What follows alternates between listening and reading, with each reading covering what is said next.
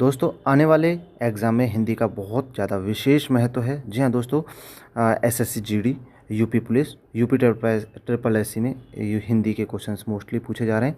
ये हमने चैप्टर लिया है वर्णमाला से। यहाँ से बहुत सारे क्वेश्चंस बनते हैं जिनका हम स्टेप बाय स्टेप करने वाले हैं। स्टार्टिंग करते हैं पहले क्वेश्चन के साथ।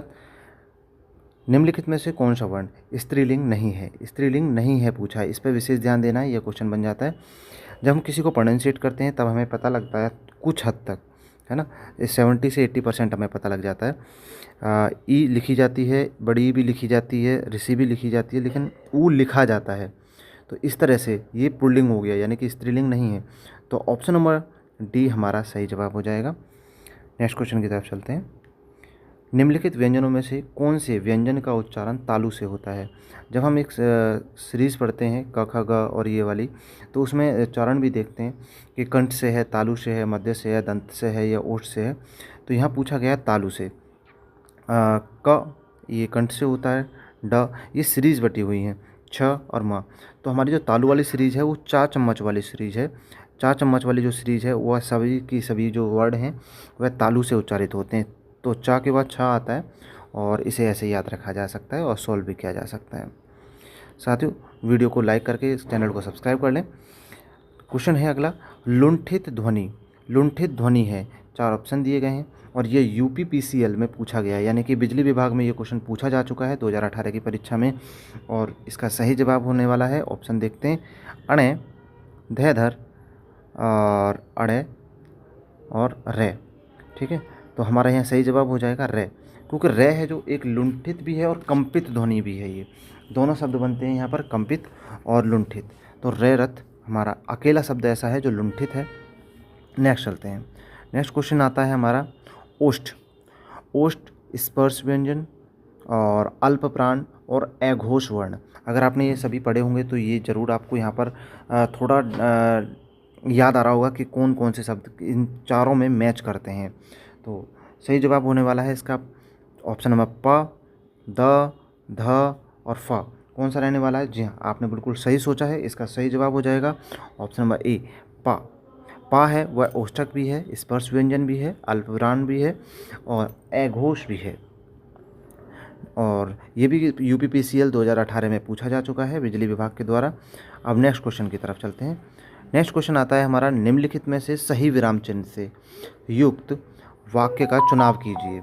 तो 4 वाक्य दिए गए हैं और इनका सही विराम चिन्ह चुनना है।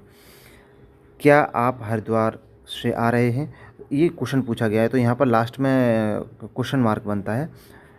सुनो सुनो वह आ रही है, ये कुछ हद तक सही लग रहा है हमें, है ना, क्योंकि इसमें चीज़ें सुनो सुनो के पास कोमा लगना ही चाहिए। राम लक्ष्मण और शत्रुघ्न पधारे हैं, ठीक है, लेकिन राम के पास एक्सक्लामेटरी, लक्ष्मण के पास एक्सक्लामेटरी साइन ये नहीं होना चाहिए, कोमा यूज होना चाहिए यहाँ पर, है ना। तो ये भी नहीं लग रहा है। राम नरेश गोबर गणेश है, ठीक है, किसी के बारे में संज्ञा दी गई है कि भाई तुम किसकी तरह हो, और जब इस तरह के होते हैं तो अलग तरह से एक विराम चिन्ह लगाया जाता है। तो केवल ऑप्शन नंबर बी हमारा सही बैठता है, जिसमें सभी विराम चिन्हों का इस्तेमाल किया गया है। नेक्स्ट चलते हैं। नेक्स्ट, ये भी पीसीएस में क्वेश्चन पूछा जा चुका है सेट के एग्ज़ाम में 2023 में, वो भी।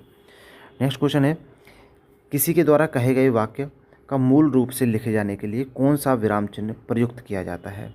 तो यहाँ पर हमने वर्णमाला और विराम चिन्ह के क्वेश्चंस को लिया है।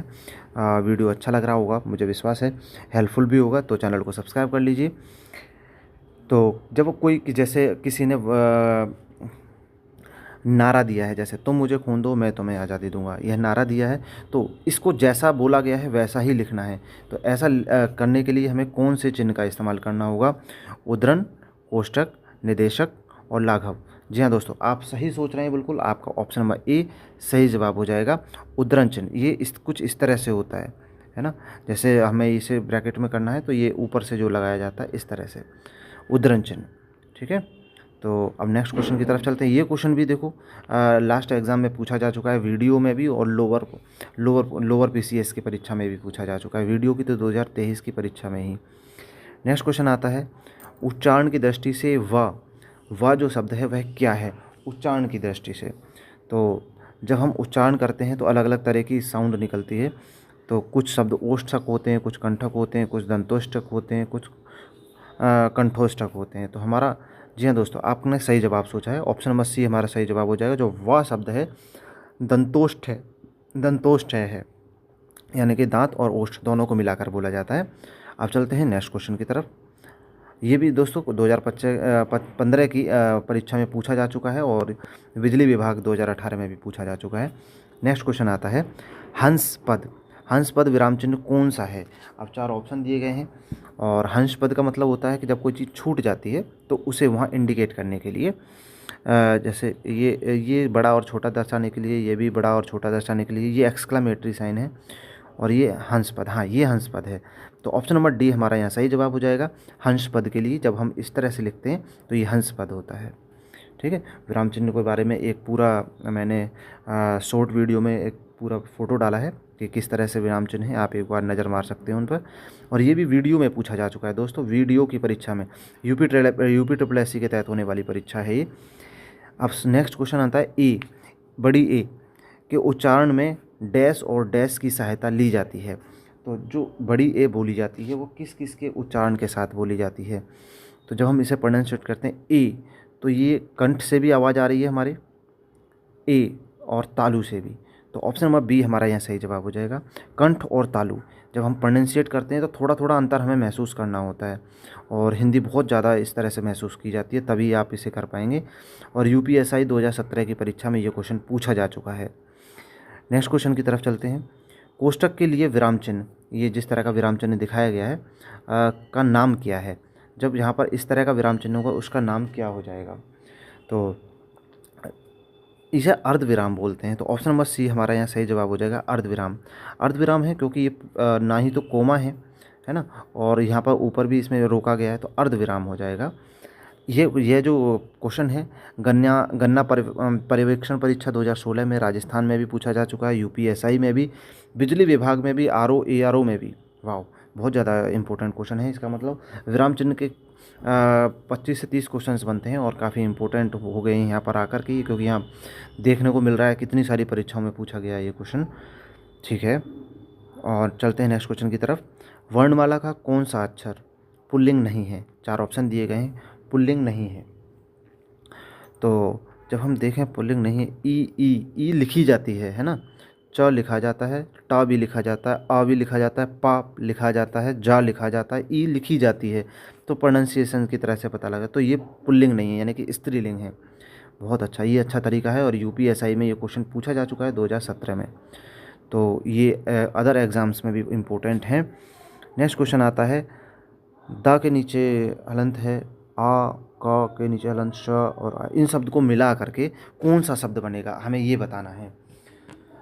तो जब हम दा के साथ आ गया तो दा पूरा हो गया, का आधा है और शा भी आधा है, तो का और शा मिलकर 6 क्षत्रिय बनते हैं और आ हो गया तो ये भी पूरा हो गया।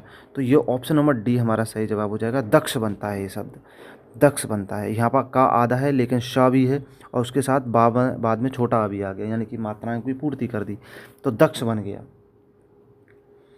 ठीक है, नेक्स्ट क्वेश्चन की तरफ चलते हैं। ये भी यूपीएसआई में पूछा जा चुका है दोस्तों 2017 की परीक्षा में, और अभी नेक्स्ट क्वेश्चन भी आएंगे जो हाल में पूछे गए हैं। नेक्स्ट क्वेश्चन आता है, ढ। ढ वर्ण का उच्चारण का स्थान और वर्ण है। ठीक है, जो ढ शब्द है, ढ ढक्कन जिसे हम बोलते हैं, जी हाँ दोस्तों, आप बिल्कुल सही सोच रहे हैं। जो ढ है ये टा वर्ग में आता है और ये चौथा शब्द है, चौथा वर्ण है, चौथा वर्ण है। ये टा वर्ग में आता है, टा ठा डा ढ। तो इस तरह से अगर हम काउंट करेंगे तो ये चौथे स्थान पर आता है।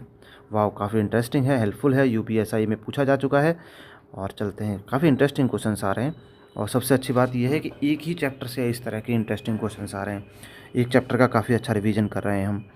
लिपि चिन्हों के क्रमबद्ध समूह को क्या कहा जाता है? लिपि चिन्हों के क्रमबद्ध, तो ये इंपॉर्टेंट क्वेश्चन बन जाता है क्योंकि ज़्यादा हार्ड नहीं है। तो वर्णमाला, अल्फ़ाबेट्स हमने देखा होगा, इसे क्या बोलते हैं, अल्फ़ाबेट या वर्णमाला। या दोस्तों क्रमबद्ध, इन्होंने कहा है क्रमबद्ध, यानी कि सीरीज से लिखा जाने वाले समूह को क्या कहते हैं? तो लिपि का मतलब यहाँ वर्णों से ही है। ठीक है, और ये वर्णमाला हो गया। वाह, काफ़ी इंटरेस्टिंग है। नेक्स्ट क्वेश्चन आता है, और ये कनिष्ठ सहायक 2019 की परीक्षा में पूछा जा चुका है ये क्वेश्चन। बताओ, ऐसा क्वेश्चन पूछा जा चुका है, तो कहीं ना कहीं ये क्वेश्चन थोड़ा सा इम्पोर्टेंट है। हिंदी भाषा में हास्य स्वरों की संख्या कितनी है? हास्य स्वर, हमने देखा दीर्घ स्वर और हास्य स्वर, लेकिन यह शब्दों की संख्या पूछी गई है, वर्णों की संख्या पूछी गई है। तो जी हाँ दोस्तों, 4 है, बिल्कुल सही सोच रहे हैं आप, 4 है, 4 है। कनिष्ठ सहायक परीक्षा में पूछा जा चुका है। ये क्वेश्चन डायरेक्ट बन जाते हैं, हमने इमेजिन नहीं किए होते हैं ज़्यादा, है ना। बहुत सी चीज़ें हम पढ़ते हैं, लेकिन इस तरह से अचानक से क्वेश्चन बन जाए। कनिष्ठ सहायक में पूछा जा चुका है, लेकिन ये क्वेश्चन 2017 में। नेक्स्ट क्वेश्चन आता है, ऐसी कौन सी 2 मात्राएं हैं जिनका प्रयोग तो किया जाता है किंतु उनका समावेश स्वर में नहीं होता है? ऐसी 2 मात्राएं हैं जिन्हें स्वर में समावेशित नहीं किया जाता है, ठीक है, और लेकिन इस्तेमाल किया जाता है। तो हम देखें तो ये भी हम स्वर में रखते हैं, ये भी स्वर में रखते हैं, ये भी लगभग रख लेते हैं, लेकिन ये वाली हैं जो हम इन्हें स्वर में नहीं रखते, है ना, इन्हें हम स्वर में नहीं रखते हैं। इसे हम अनुस्वर्ग और विसर्ग बोलते हैं, अनुस्वर्ग और विसर्ग बोलते हैं, और इन्हें स्वर में समावेश नहीं करते। हालांकि इन दोनों का मात्राओं के रूप में इस्तेमाल किया जाता है। दोस्तों, काफ़ी अच्छे हमने क्वेश्चंस कर लिए हैं। चैनल को सब्सक्राइब कर लिया होगा आपने, अगर नहीं किया है तो दोस्तों चैनल को सब्सक्राइब कर लीजिए, ये हमारे लिए बहुत ज़्यादा हेल्पफुल होता है। और साथ ही कमेंट में बताइएगा कि आपको वीडियो कैसा लगा। नेक्स्ट क्वेश्चन आता है, उच्चारण की दृष्टि से संबल ध्वनि का कौन सा वर्गीकरण है ना। संबल पूछा गया है, संबल ध्वनि का। जब हम इन शब्दों को पढ़ते हैं, संयुक्त है, द्वितत्व है, इस तरह के पढ़ते हैं, तो जब आधे स्वर आते हैं तो उन्हें युग्मक माना जाता है। युग्मक जब माना जाता है तब वे 2 शब्द एक ही जैसे हैं, जैसे स में के बाद म आधा है, लेकिन उसके बाद मैं भी आधा हो, पूरा मैं हो, तो उसे युग्मक में ले लेंगे। लेकिन अभी जैसे संबल लिखा हुआ है, उसमें हम लेंगे संप्रक्ता, संप्रक्ता ध्वनि, ठीक है। तो ऑप्शन नंबर डी हमारा यहाँ सही जवाब हो जाएगा, संप्रक्ता। संयुक्त में भी इसी तरह से लिखा जाता है, द्वितत्व में भी द्वितत्व आते हैं और उन्हें इस तरह से इंडिकेट किया जाता है। यहाँ पर काफ़ी इंपॉर्टेंट हो जाते हैं ये, है ना। तो काफ़ी अच्छा रहा क्वेश्चन ये हमारा। नेक्स्ट क्वेश्चन की तरफ चलते हैं। किस स्वर के उच्चारण में दीर्घ स्वर से ही अधिक समय लगता है? किस स्वर के उच्चारण में लगता है? दीर्घ स्वर से भी अधिक ज़्यादा समय लग जाता है। तो यहाँ हमारा सही जवाब रहने वाला है, जी हाँ दोस्तों, आप बिल्कुल सही जवाब सोच रहे हैं। ऑप्शन नंबर बी हमारा सही जवाब है। जो प्लुप्त स्वर हैं उनमें 2 से भी ज़्यादा समय लगता है, जैसे ओम, है ना, जैसे और भी ऐसे शब्द हैं, और उन्हें ज़्यादातर इंडिकेट किया जाता है कुछ इस तरह से, ठीक है। ओके, नेक्स्ट आता है ये क्वेश्चन, हाँ दोस्तों, मंडी परिषद में पूछा गया है क्वेश्चन 2019 की परीक्षा में। लास्ट आता है यूपीएसआई में पूछा गया क्वेश्चन, और साथ ही मंडी परिषद परीक्षा 2019 में पूछा गया, और यूपीएसआई 2021 में। वर्णमाला में स्पर्श व्यंजनों की संख्या कितनी है? ये इस क्वेश्चन का जवाब आपको कमेंट सेक्शन में देना होगा। मिलते हैं अगली वीडियो में इस क्वेश्चन के जवाब के साथ, और साथ ही ऐसे ही हेल्पफुल कंटेंट के साथ अपने नेक्स्ट वीडियो में मिलने वाले हैं हम। तो जब तक चैनल सब्सक्राइब कर लिया है आपने, बहुत बहुत धन्यवाद आपका। Thanks for watching.